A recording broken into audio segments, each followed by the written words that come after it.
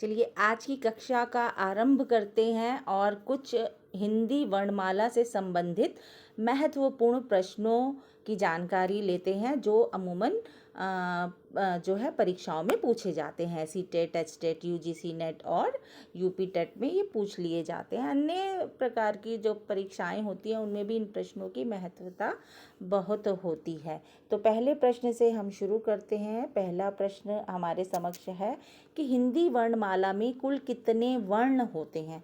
अब देखिए हिंदी वर्णमाला की बात आई है तो हम कंफ्यूज हो जाते हैं कि 42 भी हैं, 44, 52, 36, क्या क्या हमारा आंसर होगा। तो आपको कंफ्यूज नहीं होना है, आपको आंख बंद करके 52 जो वर्ण है वो लिख देने हैं, क्योंकि हिंदी वर्णमाला में कुल 52 हिंदी वर्ण होते हैं।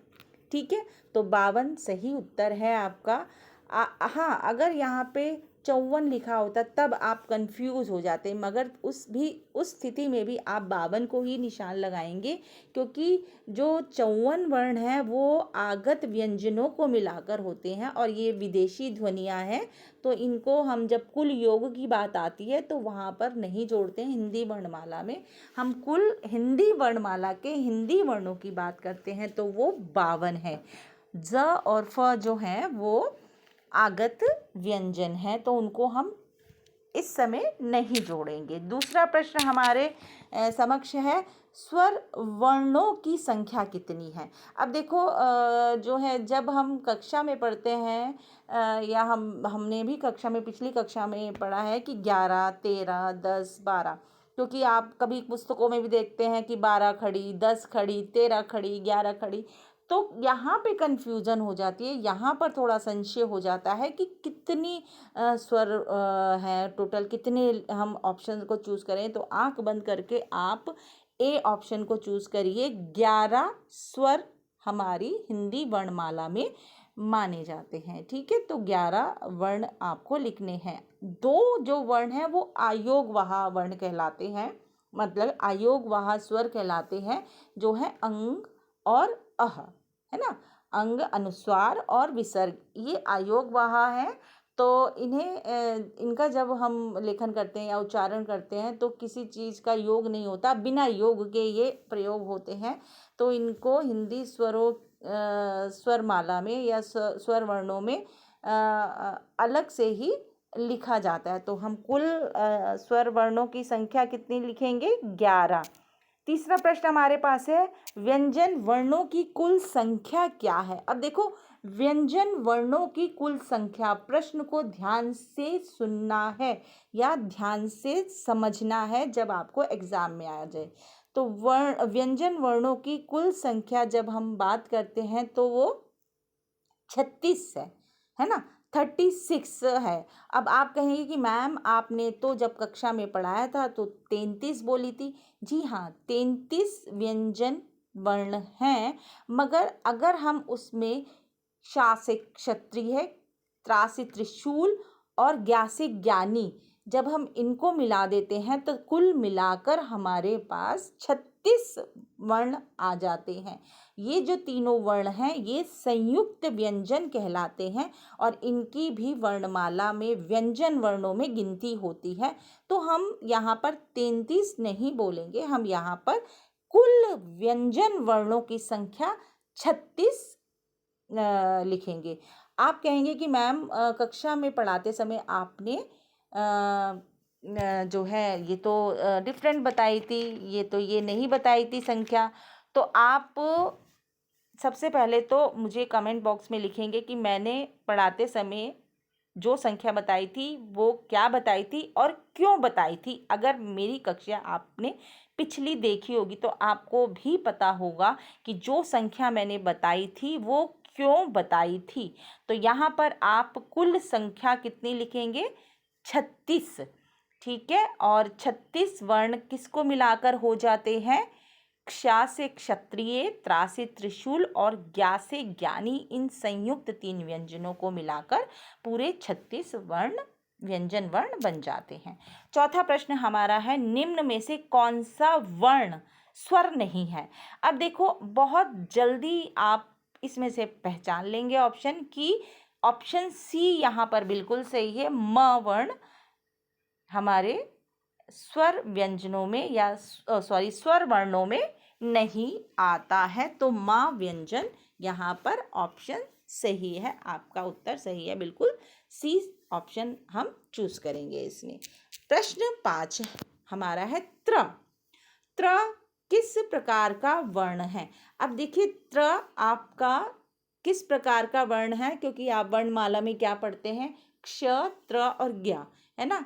तो आप वर्णमाला में क्ष, त्र और ज्ञ पढ़ा, तो त्र आप बहुत जल्दी समझेंगे कि त्र कौन सा वर्ण है। त और रा के मेल से बना है, ये संयुक्त व्यंजन है, संयुक्त स्वर नहीं है, ये संयुक्त व्यंजन है। ये चीज ध्यान रखनी है एग्जाम में। हिंदी वर्णमाला का पहला स्वर कौन सा है? छठा प्रश्न आपका है, और ये भी सबसे आसान प्रश्न है। जिसने भी वर्णमाला पढ़ी होगी, देखी होगी बचपन में, या कभी पुस्तकें हाथ में आ गई होंगी, कभी टीचर को नहीं सुना होगा तो पुस्तकों में आज आपने देखा होगा। तो पहला वर्ण कौन सा है? हमारा हिंदी वर्णमाला का, स्वर नहीं पूछा, हिंदी वर्णमाला का पहला स्वर कौन सा है? तो पहला स्वर कौन सा है? अ।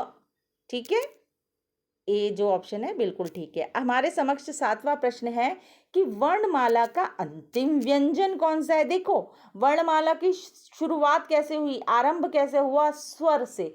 तो स्वर हमारा पहला है अ, और अंतिम वर्ण व्यंजन है।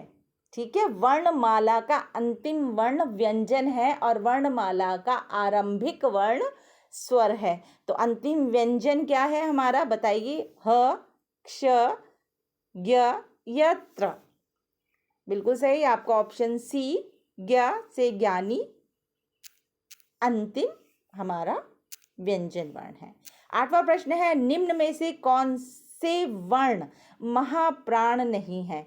महाप्राण मतलब जिनको बोलने से, मतलब जिनके उच्चारण में बहुत अधिक दम लगता है या हवा निकलती है ना, बहुत जोर लगाना पड़ता है, ऐसे महाप्राण व्यंजन कौन से नहीं है? तो प, ब और म। बहुत कम हमें घर्षण देना पड़ता है, बहुत कम हमें मेहनत करनी पड़ती है, बहुत कम हमें बल देना होता है। तो ये 3 वर्ण है, बी ऑप्शन आपका बिल्कुल सही है। नेक्स्ट जो है अगला प्रश्न है 9वां, निम्नलिखित में से कौन सा संयुक्त व्यंजन नहीं है? आप बहुत ध्यान से प्रश्नों को देखिएगा, नहीं यहाँ पर पूछा है। आप जल्दी जल्दी में होते हैं, या आपको बहुत सारे प्रश्न करने होते हैं, तो आप जल्दीबाजी में आप कुछ भी कोई भी ऑप्शन लगा देते कि हाँ ये तो मैंने पढ़ा है, ये सही है। नहीं, आप प्रश्न को ध्यान से पढ़ेंगे। प्रश्न है कौन सा संयुक्त व्यंजन नहीं है? देखो ए ऑप्शन में क्ष है, वो भी है, बी ऑप्शन में त्र है, वो भी है, सी ऑप्शन में ज्ञ है, वो भी है। तो हमारा जो मैच नहीं कर रहा, जो हमारे सारे व्यंजनों से, संयुक्त व्यंजनों से मैच नहीं कर रहा, मिलता नहीं है, वो क्या है? न। न हमारा संयुक्त व्यंजन नहीं है, ये क्या है? स्पर्श व्यंजन है। ठीक है, अब आते हैं अपने अंतिम प्रश्न पर, 10वें प्रश्न पर, निम्न में से कौन सा वर्ग नहीं होता? देखिए जब मैंने आपकी पिछली कक्षा ली थी, उसमें मैंने वर्गों के विषय में जानकारी दी थी, क वर्ग, च वर्ग, ट वर्ग, प वर्ग।